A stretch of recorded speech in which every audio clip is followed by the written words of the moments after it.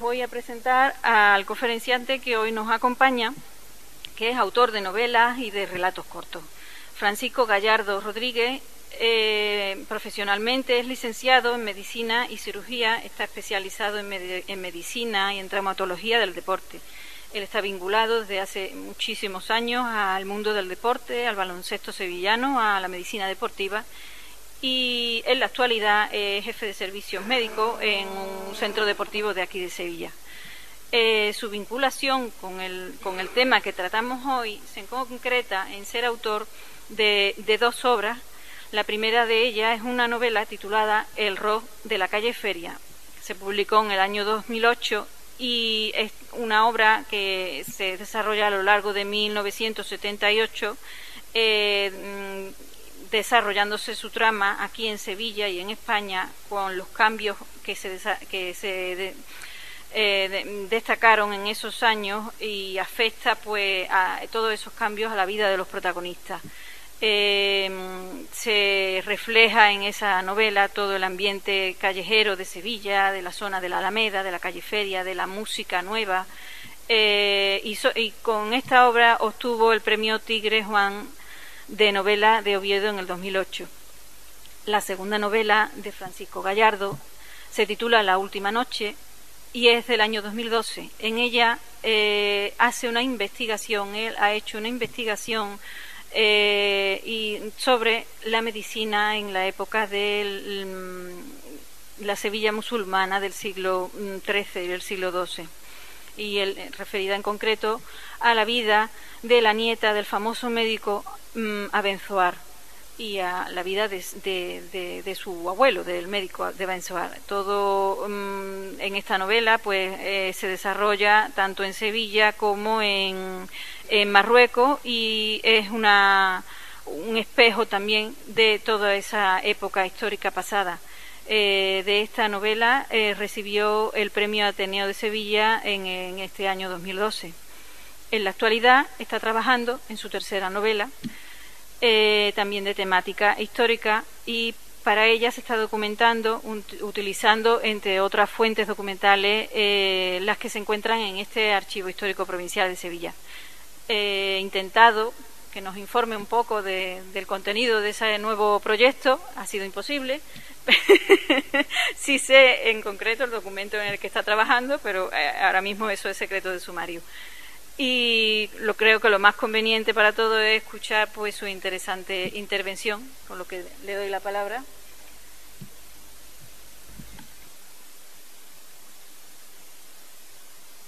Nunca olvidaré la preciosa mirada de Dulce Chacón confesándome que se escribe para no morir. Meses antes de que se fuera, con la más hermosa novela que se ha escrito sobre la guerra civil española, La voz dormida, bajo el brazo. Porque escribir aligera mucho el pecho, hay mucho alivio en un volumen grueso, decía John Dos Pasos. Porque hay venenos necesarios, y los hay sutilísimos, compuestos de ingredientes del alma, hierbas cogidas en los rincones de las ruinas de los sueños, hojas largas, árboles o senos que agitan las ramas en los ríos infernales del alma, según me contó Fernando Pessoa una fría tarde de invierno en el Chiado. De lo que sí estoy seguro, como decía Clarice Lispector, es de que escribir es una manera de no mentir el sentimiento. ¿De dónde nacen las historias? El origen de 100 años de soledad es la imagen de un viejo llevando a un niño a conocer el hielo.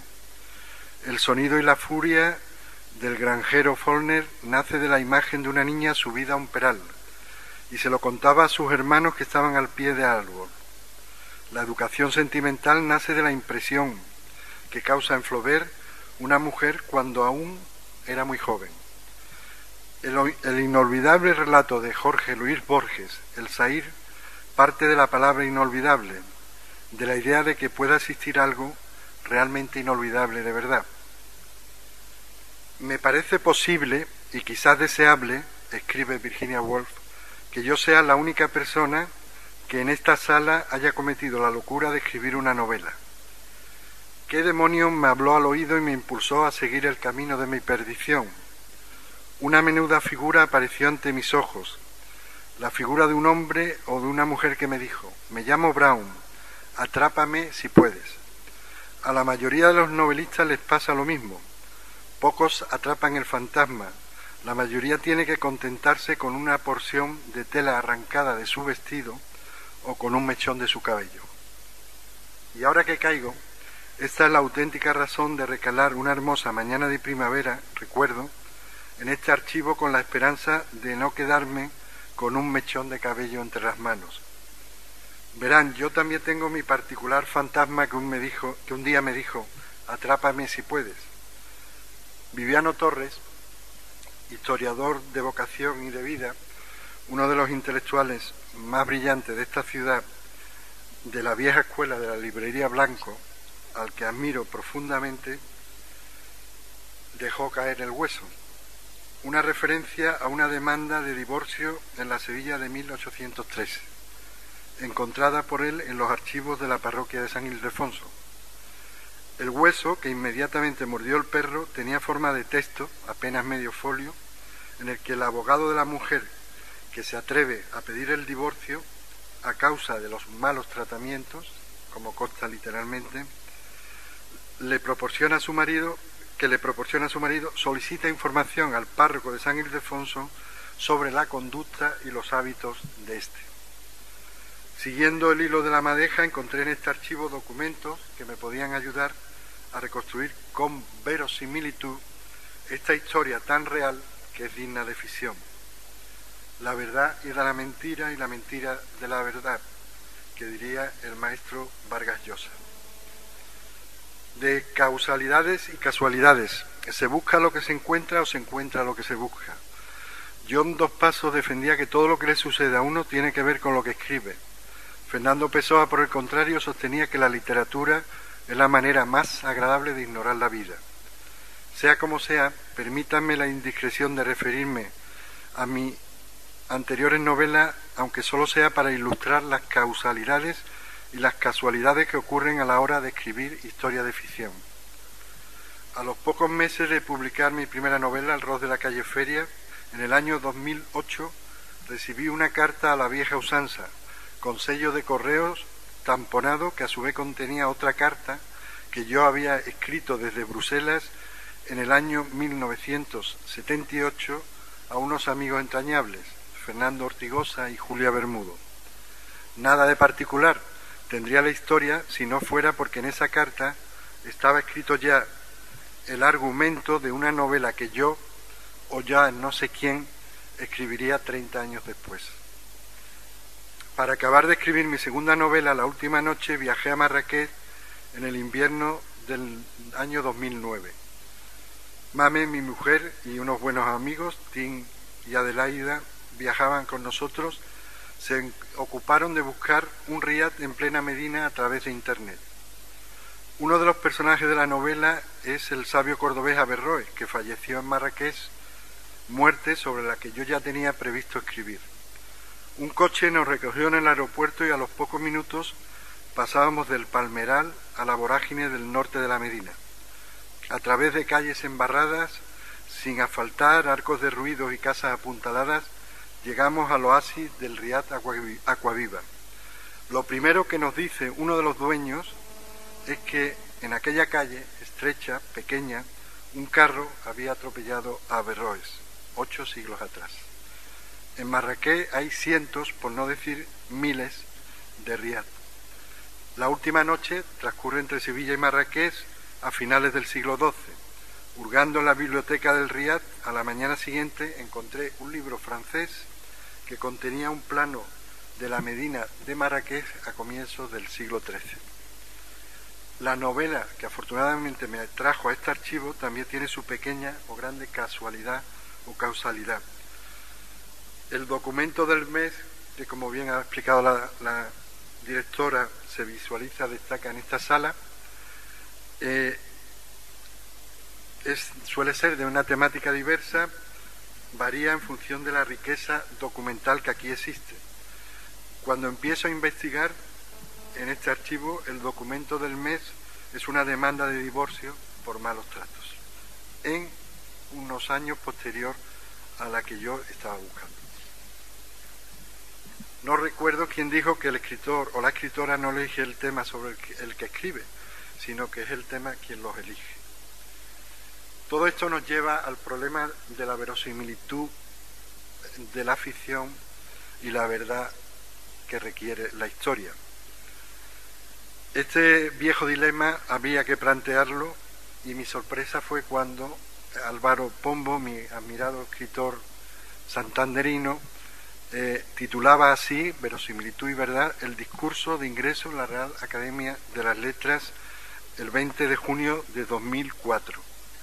Sustituía otras de las causalidades o casualidades al médico y historiador de la medicina, don Pedro Laín Entralgo, alma de una de las obras más completas de la historiografía médica. Durante 25 años investigué la medicina en Al-Ándalus y la obra del controvertido maestro fue constante referencia en mis aventuradas pesquisas.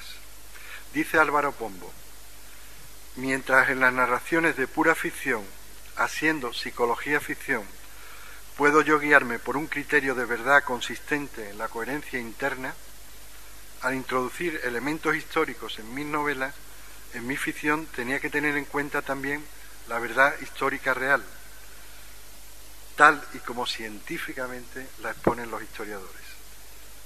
Dicho de otro modo, las palabras de Pombo se refieren a dos exigencias diferentes. Aparentemente, exactitud y rigor para el historiador, claridad y verdad para el novelista. En un lugar de la Mancha de cuyo nombre no quiero acordarme. He aquí una frase que un historiador no puede pronunciar sin dejar de serlo.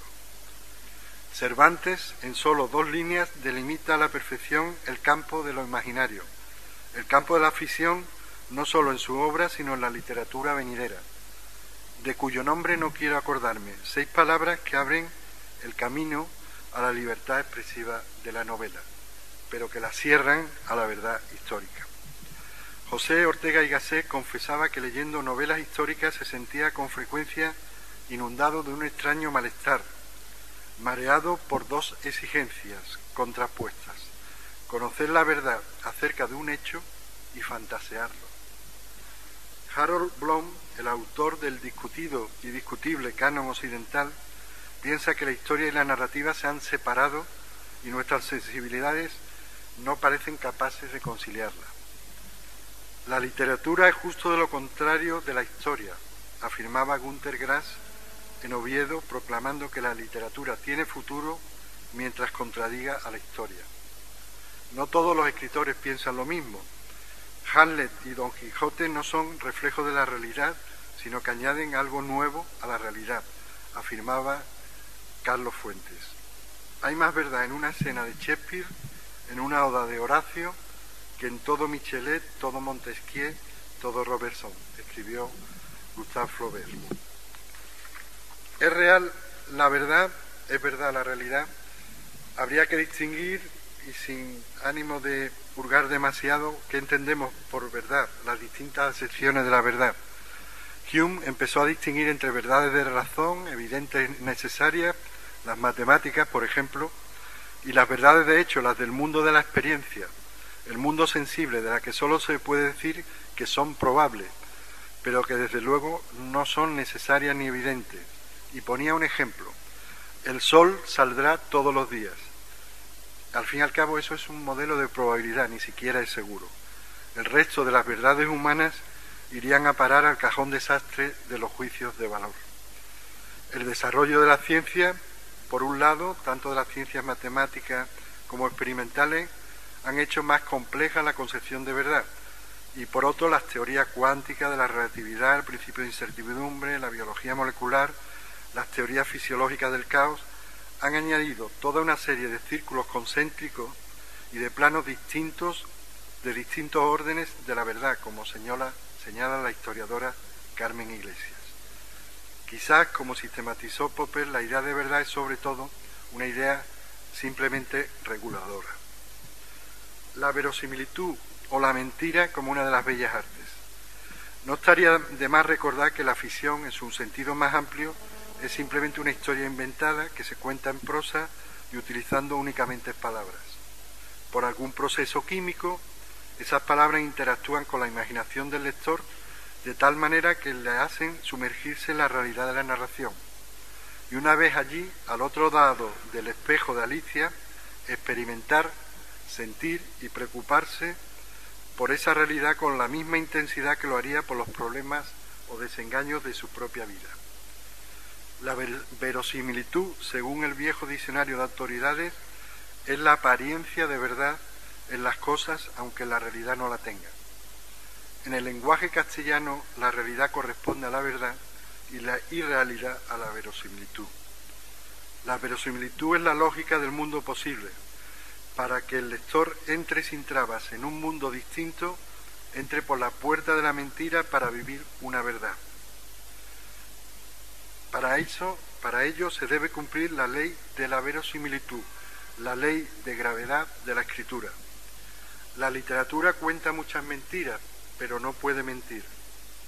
Un gran embaucador, Vargas Llosa, nos recuerda que las novelas mienten porque no pueden hacer otra cosa, pero mintiendo expresan una curiosa verdad. Las mentiras son más graves en la literatura que en la vida real, dice García Márquez. Para eso hay que establecer un pacto, el supremo pacto que se firma simbólicamente entre el lector y el escritor. Así lo expresó el poeta romántico Coleridge, recordado por Borges, el inefable. La fe poética es la suspensión momentáneamente de la incredulidad. Creo que no se puede expresar mejor.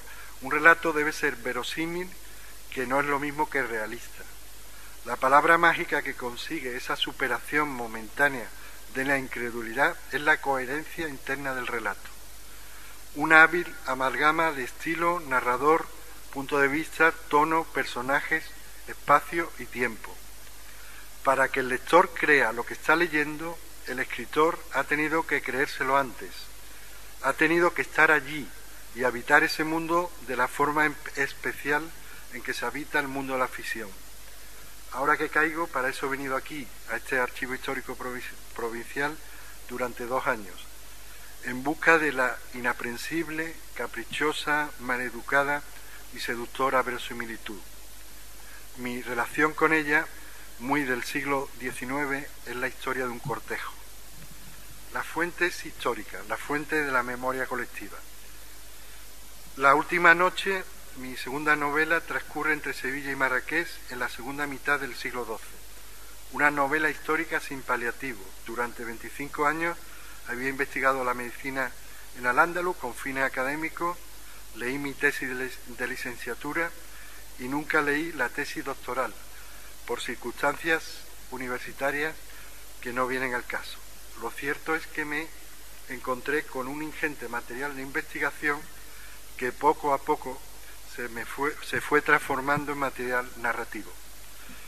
La metodología que he utilizado para esta tercera novela, aún sin título, ha sido diferente.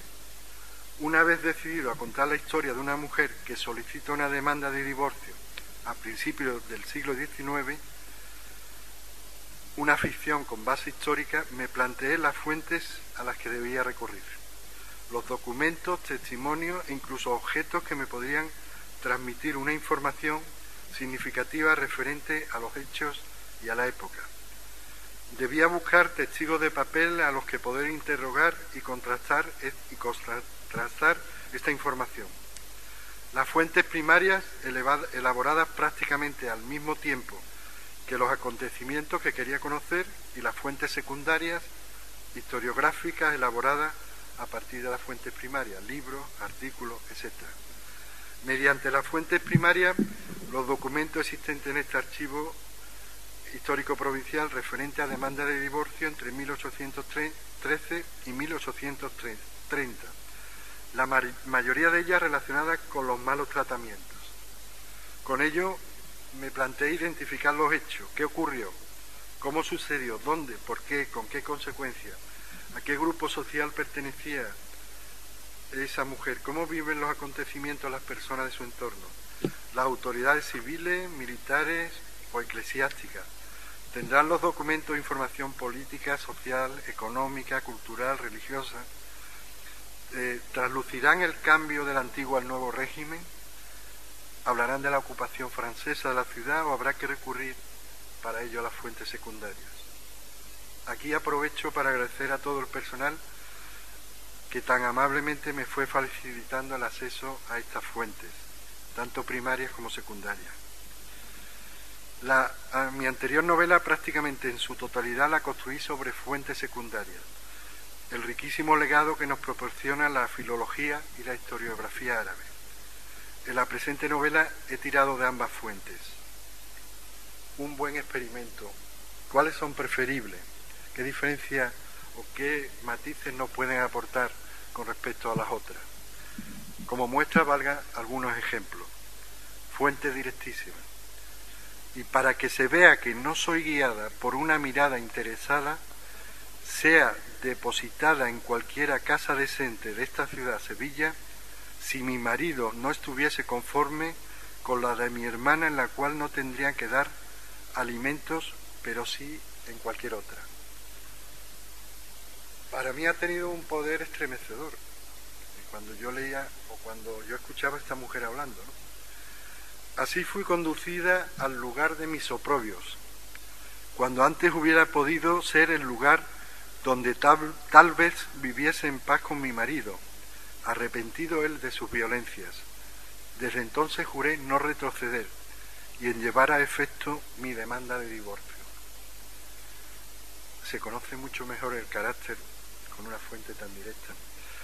Cuenta y relación jurada que doña, puntos suspensivos, habrá que cambiar el nombre para que sea un nombre de ficción, presentó de los gastos que se me han originado en los 10 y 8 días que he estado enferma en cama de resulta de los golpes y maltratos, habiendo sido solicitada por facultativo a 3 del corriente.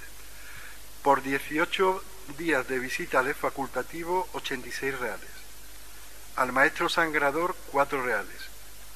Por el aguardiente alcanforado gastado, 22 reales. Por 3 bebidas de la botica, 18 reales. Por 3 gallinas a 30 euros cada una, 90 reales. De pucheros y otros gastos indispensables, 180 reales.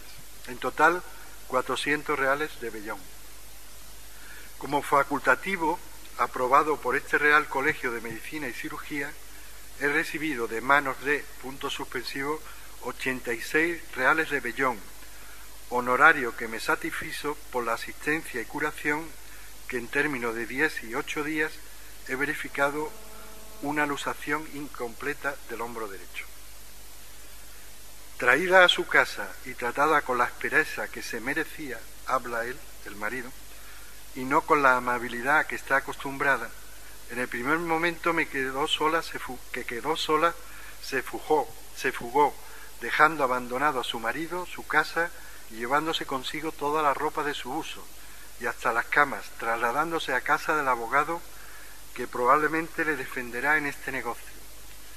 Procedimiento tan escandaloso y repugnante a las leyes y buenas costumbres, y habiendo perdido las facultades de un marido contra una mujer que de tal manera se abandona, fue el último paso dar la queja ayer mismo al señor gobernador de esta plaza, para que por medio del ayudante se sirviera hacerla entrar en su deber. Primera, segunda, tercera persona. Una novela dentro de otra novela. Fuente secundaria. Por la fuente secundaria he podido saber que por aquella fecha los langostinos se cotizaban al mismo precio que las sardinas, que los garbanzos no entraban en la casa del pobre, o que el precio de una libra de café equivalía al de una basa y media de pan, unos 153 maravedís, que los alquileres oscilaban entre 200 a 500 reales durante la ocupación francesa, y que un solar por San Juan de la Palma se vendía a 850 maravedís el metro cuadrado, que el estrado era la habitación de recibir con sus espejos y cornucopias de marcos dorados, que la coleta era una tela muy ordinaria y vasta, al contrario que el coco, un percal ligero y barato, o que por último el salario de un peón albañil era de 204 maravedís, como el de las costureras, o servidoras domésticas. Un cirujano ganaba 8.262 maravedí si trabajaba en el Hospital de Cardenal, o 1.300 si trabajaba en el Hospital de las Bubas. Fuentes primarias o fuentes secundarias. En mi opinión, las fuentes primarias poseen una mayor carga polisémica, un enorme poder de evocación. Los futuros personajes te hablan en primera persona, facilitan la cohesión absoluta entre el fondo y la forma, entre lo que se cuenta y cómo se cuenta, y de este modo el lector se introduce en ese mundo sin plantearse la disociación realidad-fantasía, porque la soledad de ese mundo es más real, más total, diría yo. La novela moderna, sea histórica o no, es estilo indirecto libre y detalles, que es lo mismo que decir libertad y detalles. Para ello, documentarse exhaustivamente o hablar de lo que se conoce es imprescindible, para que nuestras narraciones no sean conjeturas, sino certezas.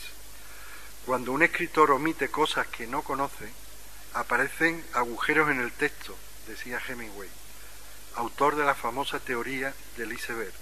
Es preciso trabajar mucho debajo del agua, aunque luego se vea la punta del iceberg.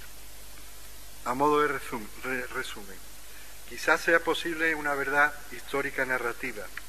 Uno piensa que historia y literatura no son opuestas, sino complementarias. No podemos concebir la vida sin ellas. El novelista Claudio Magris dice: puede que nunca haya reclamado y desarrollado la literatura una función cognoscitiva como en nuestra época. La historia se ocupa de ficciones de verdad y la literatura de ficciones de mentira.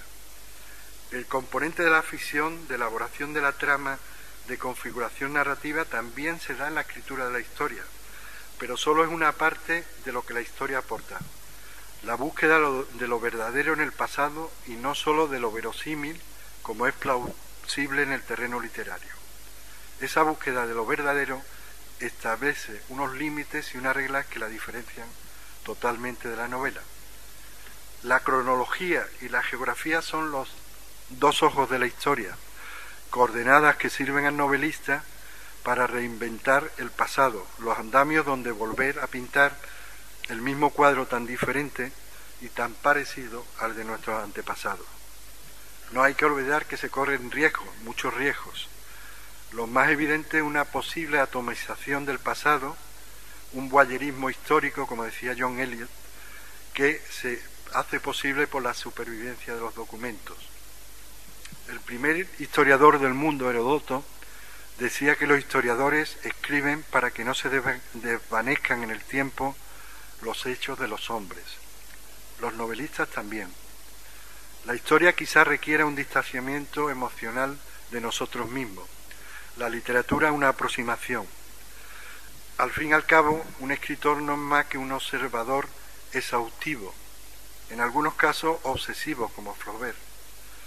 Aprecia el valor incalculable de los matices, los hilos invisibles que tejen la emoción. En el campo de los sonidos debe diferenciar un murmullo de un susurro, de un rumor. En el campo de las cualidades, distinguir lo bello de lo hermoso, de lo precioso, de lo primoroso. En el campo del conocimiento, diferenciar lo comprensible de lo inteligible, de lo conocible, de lo identificable. En el campo de la diferencia, distinguir lo divergente de lo contrastante, de lo discrepante. El escritor no es más que un anatomista arriesgado que disecciona la vida sin escrúpulos y que luego, arrepentido, intenta desesperadamente reconstruirla. El escritor quizás no sea nada más que un náufrago que lanza su botella al mar esperando que regrese con un mensaje dentro que por fin le explique el mundo. Muchas gracias por asistir y muchas gracias por su atención.